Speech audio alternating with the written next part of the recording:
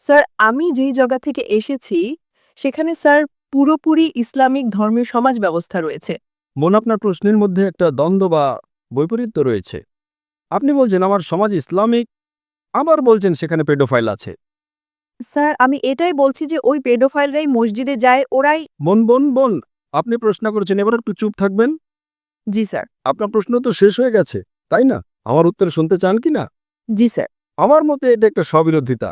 আপনি বলেছেন আমার সমাজ খুবই ইসলামিক এবং আমার সমাজে পেডোফাইল আছে।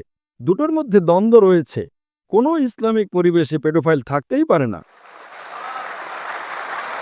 হয় আপনার প্রথম অংশটি ভুল অথবা দ্বিতীয় অংশটি।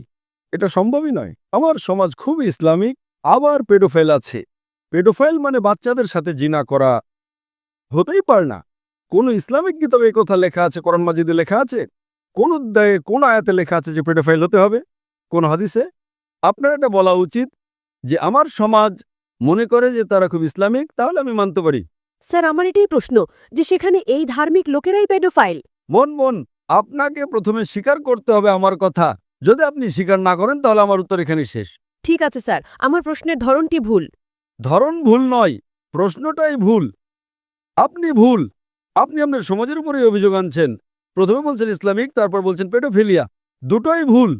দুটোর মধ্যে একটি সঠিক হবে অথবা একটি ভুল হবে। এটাকে বলে এটা কি হয়?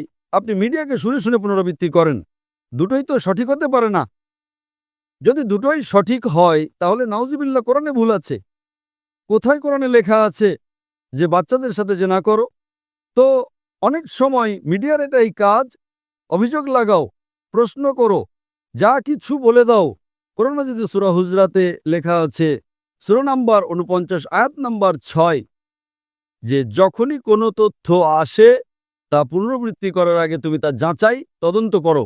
আপনি পুরো মজলিসে কথা বলছেন, হাজার হাজার মানুষের সমাবেশ, ২০,০০০ ২৫,০০০, আপনি বলছেন আমার সমাজ ইসলামিক, আবার বলছেন পেডোফিলিয়া। আর আপনি ইসলামের উপর অপবাদ দিচ্ছেন আমার বোন, এবং আপনি ক্ষমাও চাচ্ছেন না।